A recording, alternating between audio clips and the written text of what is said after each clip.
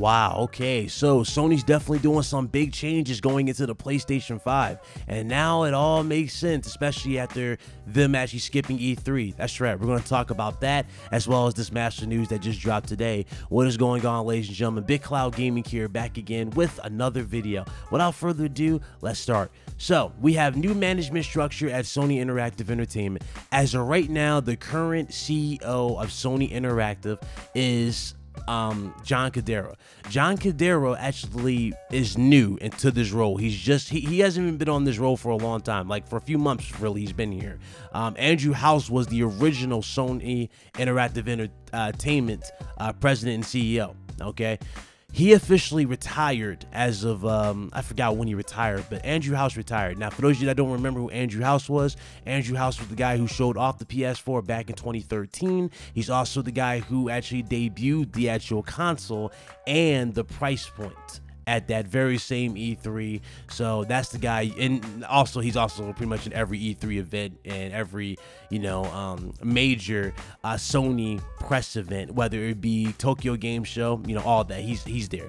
So that's what Andrew House was. Okay, and Andrew House officially pretty much retired after 25 years, along with obviously Jack Tritton, who also retired and left Sony, and of course Kaz Hirai, who was the actual president of Sony as a whole, right? He actually stepped down from the role now that he got the company out of the red. That was pretty much his goal. He's got the company back on track, and after he got the company back on track and out of the red, he pretty much moved on to a board of directors role. So I think you get what's going on here. Pretty much a lot of these you know, known individuals that we come to respect with Sony, whether they be CEOs or just partners in general, right? Most of these individuals have been with Sony for quite some time. They've been there for quite a stretch, right? And a lot of these guys have just, you know, either pretty much wanted to leave on a redemption type of note, or some just wanted to basically, you know, leave eventually, or just step down from certain roles, you know, to get out of certain pressure. I mean, come on. If you go back as far as to the PS3 and the way the PS3 was received at launch, I mean, the press was on Sony's neck left and right. I would have hated to be any one of these individuals with that type of press on their neck. So obviously going from the PS3 to the PS4, there was a lot of redemption, and I think that's probably why a lot of them just left. But this particular change, this is where I'm actually more interested in right here. Now, not even Jim Ryan, I'll get to him in a second. John Cordero, when he took over Andrew House's position, he was actually an individual who focused on the game and network services business. That's what he focused on before he actually you know, took over the role of the CEO from Andrew House. That was what the main thing he was focused on. He was more of an online type of person. A lot of people, as soon as he got in the role, believed that Sony was going to go an always online route. They also believed that Sony was going to go the Xbox route. Remember, Microsoft is dropping you know, multiple consoles, right? They're going to do one that's going to be a streaming only console, and then they're going to have the traditional ones. So a lot of people figured Sony was going to follow that format. Turns out that might not be the case at all. You see, one particular thing that's interesting. Now, if you go back to the RGT that when we talked about this, where Sony claims they fear the PS5. Now, they don't necessarily fear their own console. They actually fear the environment that's surrounding their new console going into the future. As you already know, everybody's getting into the streaming-based future, pretty much the gimmick, right? Everybody's getting into streaming games. Microsoft's got xCloud, you got Google joining the fray, and of course you even have Amazon, who just jumped on board and is doing their own as well. So that's what's going on. They're actually afraid of that particular format. They're afraid of what's going to happen with PS5, and so they decided to change it around.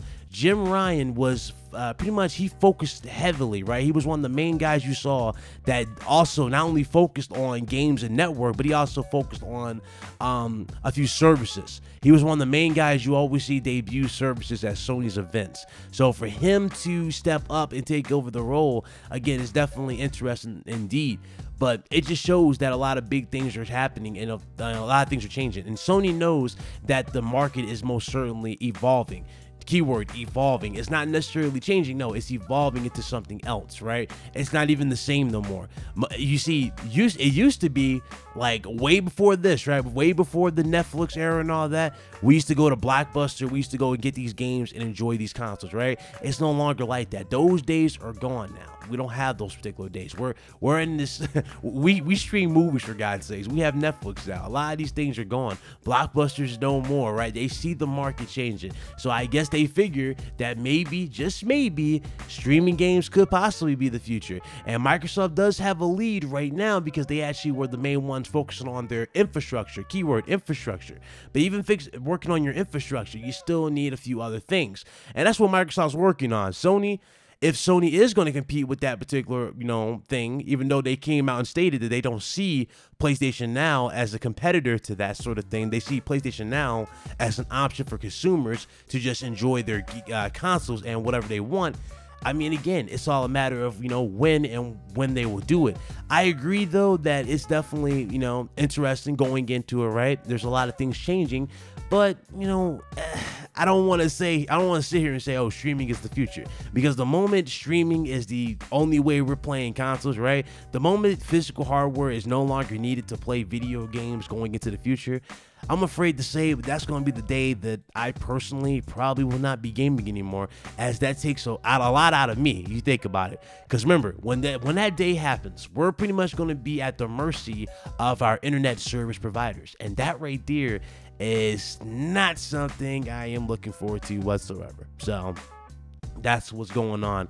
So congratulations to Jim Ryan, who is now the new CEO and president of Sony Interactive Entertainment.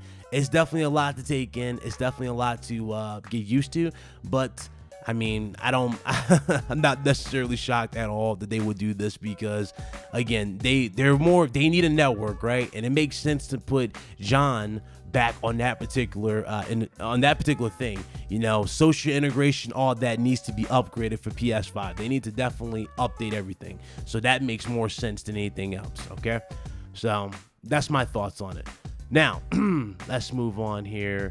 So Shawn Layden, ladies and gentlemen, came out and explained why he is not doing E3, or they're skipping E3 2019. Here we go. He says the show has lost relevancy. Now, we've been saying that for a long time when it comes to E3. If you notice at E3, there's only one company. That's actually true. It's actually only one company. Think about it. Nintendo does have their moments when they shine, but if you think about it, though, in terms of like being committed to E3, Nintendo is not physically there at E3. Yeah, they have booths, right? But they're not there. They mostly do pre-taped recordings of their show, and they just launch that on the scheduled date. That's all Nintendo does. Sony, on the other hand, does not do that. Sony goes the extra mile. They buy these custom stages. They go and get pretty much, specialized talent to do like performances for games. You guys remember for Days Gone, they had dudes hanging upside down, acting like zombies. For the big reveal for Ghost of Tsushima, they actually had a legit beautiful stage that was set in Japan, right? With an I forgot what it's called, but he was playing the big flute thing, right? There was that. Sony's the one who goes all out. And of course, let's not forget what happened in 2016, I believe, with the amazing orchestra E3 that we had from them. So I think you get the point here. Sony's the only one I see actually going the extra mile to make E3 much more appealing to you and make you feel more part of the show. They're the only ones doing that. And I can definitely see why they're pretty much like, oh, well, it's lost its relevancy. Now, the reason why they're saying that E3 has lost its relevancy is pretty much simple. Every single day, gaming news comes out, and this is from Shawn Layden. He's saying that, gaming news comes out, X amount of things, right? It's leaked, and you think about it, it's kind of pointless for them to dedicate time to E3 when all the news is pretty much being, leaked and all that stuff there. Another thing he talked about going into the future of gaming is the fact that, we don't necessarily need to be physically there, but he also talked about something else, though, which is interesting, but to stay on topic, he's talking about how, just the industry has changed, right? We don't necessarily wait for announcements anymore. A lot of us look this stuff up. A lot of us immediately go to the internet. A lot of us immediately make videos like I do here, and we just break stuff down, right? And he's pretty much seeing that. You know, a lot of them are seeing that. And he doesn't think E3 is relevant anymore because technically it's not necessarily needed for big announcements anymore. It's really not. And this goes back to what Shawn Layden said a while ago when he said they're looking for new ways to, get you into the experience. As of right now, the reason why they're not going to do E3 again, it's not just this, but they're actually hosting an event in February, ladies and gentlemen. It's called Destination PlayStation. Now, Destination PlayStation is where they're going to bring all retailers and third-party partners to come hear the story of the year, he said. They're making purchasing discussions in February. June now is just too late to have a Christmas holiday discussion with retailers, so retail has really dropped off, and journalists now with the internet and the fact that 24/7 there is game news, it's lost its impact around that. There you go. He said that right there. That's what he had to say going further. So we have a new event called Destination PlayStation, and it kind of makes sense now, and I think we're going to have separate shows going this point forward. Not necessarily shows like you would see Paris Games Week or Gamescom, not shows like that really, more or less shows like the one we got in February when we first got the reveal for the PlayStation 4. One particular show, right, will focus heavily on developers and input from developers and what they want, and maybe they'll show off a few games. That's if they decide to air this particular thing, or they'll just do this like off air. They'll do this like, away somewhere like in conference meetings, but they'll have those type of things. And then you'll have the actual events for the actual PlayStation fans who are buying the PlayStation 4, 5, whatever hardware systems going forward. Those systems will be the main ones that you will see major announcements for and major upcoming releases, right? And then you go further and further into the actual bigger events like Gamescom, things like that, right? Now, another thing that he said, and a lot of people were getting a little afraid going into the statement, but some people believe that he's not going to be at E3. No, they're not ruling out E3 2020, and the reason why they're not ruling out E3 2020 is because of the PlayStation 5. So they'll be back, ladies and gentlemen. They're not leaving E3 at all. They're just taking a break from E3. They also talked about, pretty much being on a, not necessarily a budget, but releasing fewer games if you think about it. And the reason why they're releasing fewer games on certain aspects is for, number one, they're about to release a new piece of hardware. Number two, they don't want to oversaturate the market. They want to have a consistent amount of games. Their new plan, and along with Microsoft, if I remember correctly, is to have 4 games a year, basically 4 major AAA games a year. So one game per quarter. That's what they want. That's what they're aiming for.